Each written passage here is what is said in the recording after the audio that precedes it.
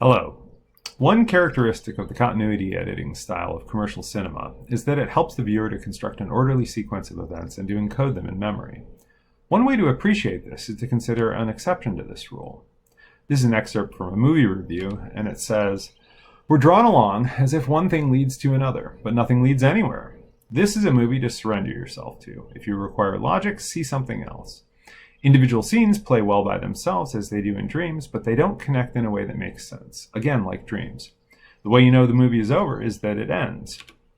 This is Roger Ebert reviewing the David Lynch film Mulholland Drive, and it illustrates a couple important things about event comprehension. The first is that Ebert's expecting that in a commercial film, it'll be easy to construct a sequence of events that relate naturally to each other. And so when that's absent, that's notable. Also, it illustrates that event comprehension is hierarchically organized. So he notes that individual scenes play well, but the larger structure doesn't cohere. I'm going to suggest that there are some important facts about the psychological and neurophysiological processing of event sequences that are useful for thinking about how film editing works and how that relates to memory.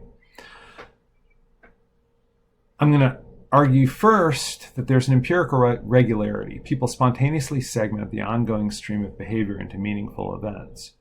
And further, that there are differences in how one may segment on different occasions, or different people may segment, such that people who segment better, and I'll define better in a minute, remember more.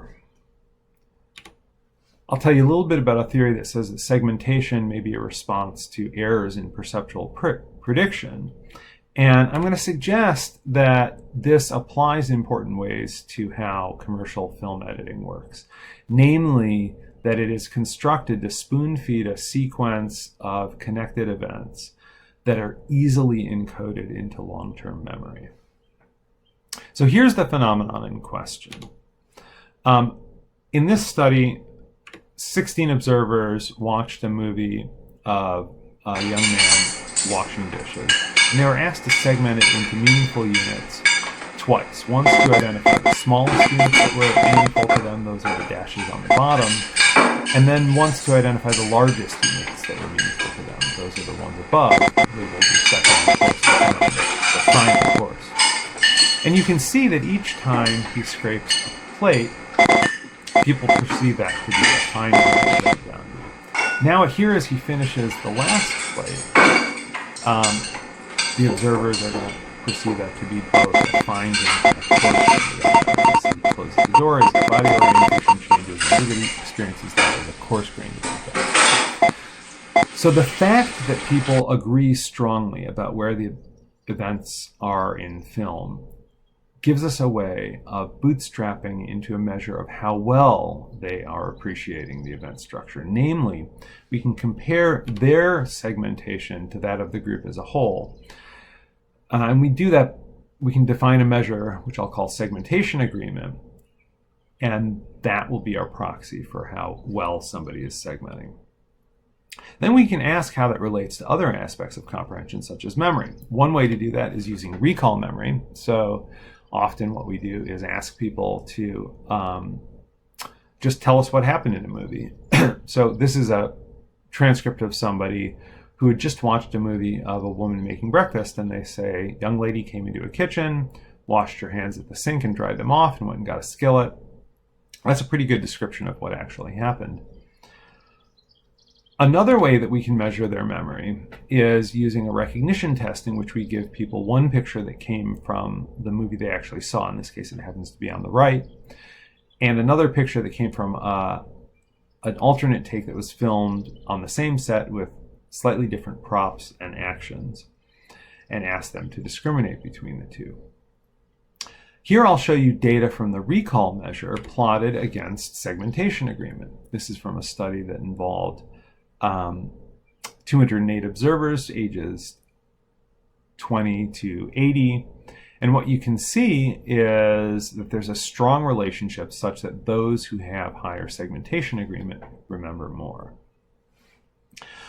These relationships led us to ask whether techniques that manipulate people's orientation to a film could modulate their subsequent memory.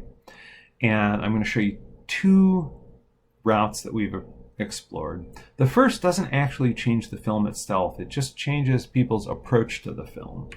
And so what we did in these studies is gave people instructions that were designed to call their attention to the segmental structure of events in the movie. So observers, and there were about 1,400 total across 5 studies in this paper, they were asked either to watch the movie and divide it into the smallest units that were natural and meaningful, that's the segmentation condition, or they were asked simply to watch and try to remember as much as possible, that's the intentional encoding condition. And in some of the studies, they were asked to watch and push a button to try to mark 10-second intervals. And we did this to have a control for the judgment and motor demands of the segmentation task. And then we tested their memory at delays ranging from nothing, that is to say, you just watch the movie and immediately recall and recognize pictures from it, all the way out to a month later. In all the studies, people watched the movie, then they took the recall test, then the recognition test. And this paper includes 5 studies. 1 was conducted in the lab and 4 were conducted online using Mechanical Turk. Now, when you can collect this much data, you run into a little bit of a problem with the memory portion. Those recall protocols are easy to collect, but very difficult to score. So as a proxy for how much people remembered, we simply counted the number of words in their recall protocols and normalized by the length of the movie. This actually turns out to work really surprisingly well. The movies were things like making breakfast, setting up for a party, or planting houseplants. I'm going to plot the data like this. On the x-axis is memory performance, and here I'm plotting recognition accuracy. And on the y-axis is the experimental condition. So there will always be a segmentation condition and an intentional encoding condition. And sometimes there will be a timing condition, which is when people push the button to mark 10-second intervals. This is an example where we tested memory with a 10-minute delay, and you can see the typical pattern. People remembered more when they segmented to identify meaningful events than in the other conditions. If we now zoom out to all of the data, what you can see is that in that left column, in the immediate condition, the segmentation condition actually is worse, strictly worse than the intentional encoding condition. But at all the other delays, including the 1-month delay, segmentation performs better. Now let's consider this relationship between segmentation, agreement, and memory. So here, like the first study I showed you, I'm plotting segmentation on the x-axis and memory performance on the y-axis. Here we're using recognition memory. And what you see is this strong relationship between segmentation and memory. And if we again zoom out, we see that in most cases, though there are a couple exceptions here in the 1 week and condition, in most cases there's a strong and significant relationship such that those who segment better remember more. So boosting viewers' orientation to event segmentation in film improves their subsequent memory. And these effects are durable. They last up to a month. And at all delays, what we find is that individual differences in segmentation predict individual differences in memory. It turns out these relationships are stronger for recall memory, which I didn't show you, than for recognition memory, but they're similar for both. Okay, the second way to think about event comprehension in film that I want to consider involves directly intervening on the films themselves. And I want to think here about how editing works in movies. And we were inspired in this work by an older study by Stefan Schwann and his colleagues in which participants viewed one of two films and then recalled actions from the film. And these were quite short films, and the experimenters edited them to put cuts either at event boundaries or at the midpoints between event boundaries. And what you can see here is that when they put cuts at boundaries, memory for information from those boundaries was better. Memory for information from the middles of the events wasn't affected. So what we did in these studies was film goal-directed activities and edited them to place disruptions either at the event boundaries or in the middle. So you can see there, we slow the movie down, we pause it, we put a little arrow, we ring a gong, and we did this based on a previous data set where people had segmented unedited movies. So I'll show you one more example of that editing. So this is quite a bit more intrusive than a simple cut. So the manipulation is to pause the movie, to ring that gong of doom, to impose a pointer that highlights where the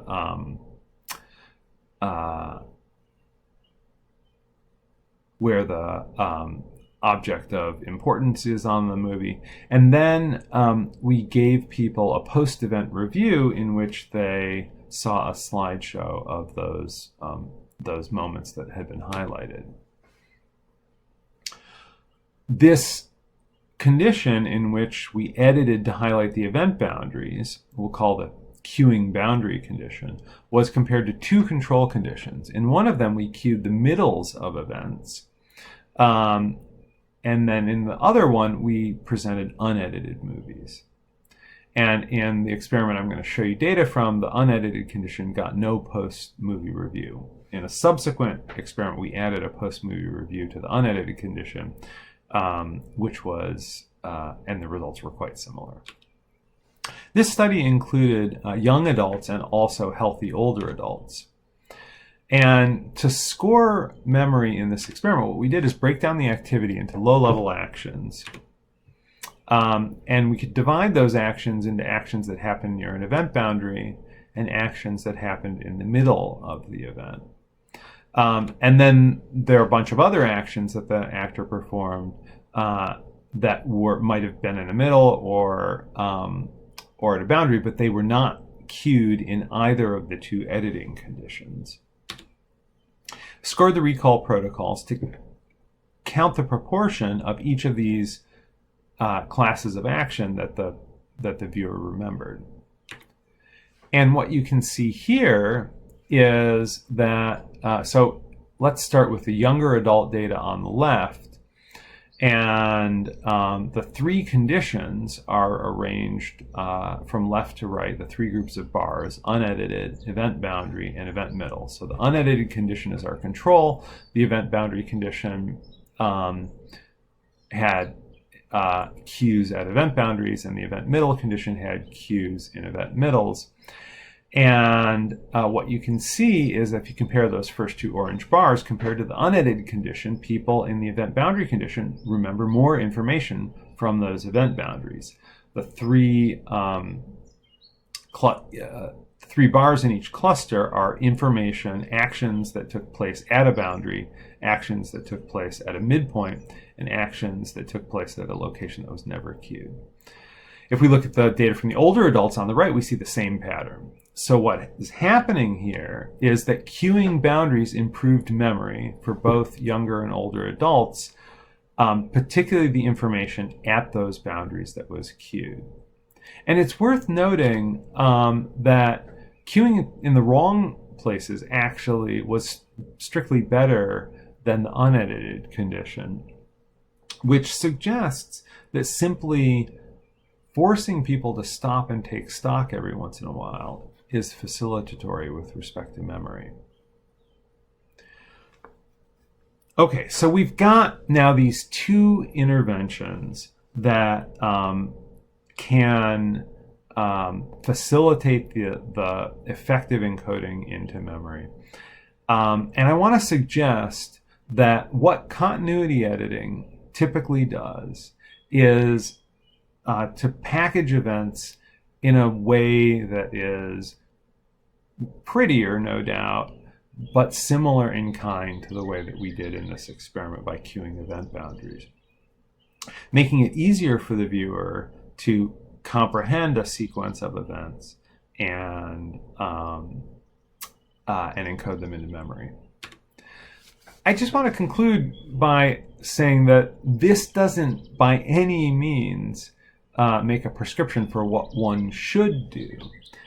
It seems to me that the appropriate role for cognitive science and maybe neuroscience in the aesthetics of film is to let filmmakers know about what will happen to their viewers if they make particular choices. It doesn't say anything about which choices one ought to make.